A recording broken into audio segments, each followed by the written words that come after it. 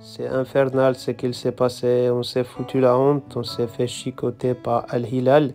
Voilà, Bounou m'a choqué. Il a arrêté toutes les frappes, toutes les actions, il a tout cassé, il a dégoûté tous les attaquants de chez nous. Et voilà, il a fait des arrêts spectaculaires. À un moment donné, je lui ai dit, mon ami, s'il te plaît, viens signer chez moi. J'ai besoin de toi dans mon équipe. Nous, c'est pas pareil. Nos gardiens ne font pas peur. C'est incroyable ce que tu proposes. En plus, les gens disent que c'est foutu. Vous êtes en Arabie Saoudite, vous n'avez plus le niveau.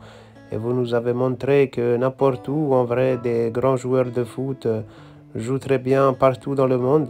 Et nous, ici, on est en première ligue, on fait une saison médiocre, on est complètement à la ramasse, on est claqué au sol. Et voilà, je me suis foutu la honte, je commence à perdre un peu de hype autour de moi. Avant, j'avais bouleversé toutes les statistiques, tous les records, je marquais à tous les matchs, je faisais tout, je gagnais tout, j'étais trop fort, j'étais le cyborg préféré de tous les footballeurs. Maintenant, je commence à un peu devenir un joueur lambda, on voit mes limites. J'ai une équipe éclatée, donc voilà, c'est compliqué. En tout cas, je fais comme je peux.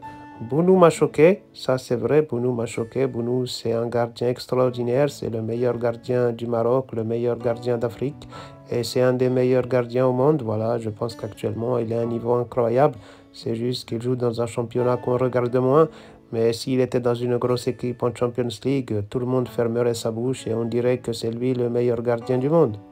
Il est rapide, il est tonique, il a des réflexes, il a une lecture du jeu, une anticipation, il rassure les défenses, c'est incroyable. Et en plus, il fait tout ça avec le sourire.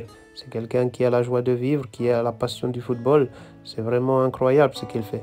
Maintenant, nous, il nous a complètement dégoûtés, il nous a gâché notre compétition, on est éliminé, on va faire des cauchemars à cause de lui. C'est vrai qu'on va pas être méchant, mais on l'a tous critiqué à la fin du match.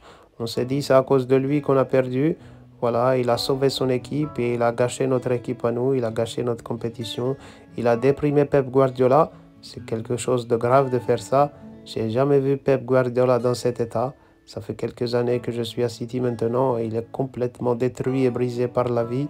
Et je pense que Bounou lui a rajouté un coup dans la tête. Et voilà, c'est la vie, c'est comme ça. Il faut supporter les choses, les aléas de la vie, les aléas du football.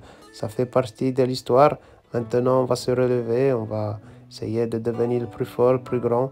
Mais c'est vrai qu'on s'est foutu la honte. Moi, je suis à Londres, je suis un des meilleurs joueurs normalement. Et là, on m'a bloqué. On m'a empêché d'être qui je voulais être. On m'a empêché d'être une légende de cette compétition et voilà, je rentre chez moi bredouille. J'ai rien foutu, personne ne se souviendra de ce que j'ai fait dans la compète. Et mon équipe aussi, tout est foutu. Voilà, on prend nos affaires, nos clics, nos claques et on s'éclate.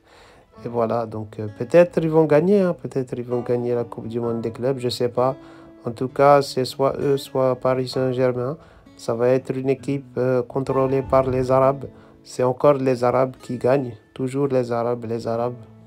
Donc voilà, je pense que les Arabes, ils ont des grands joueurs et bravo les Arabes, vous êtes trop trop forts les Arabes.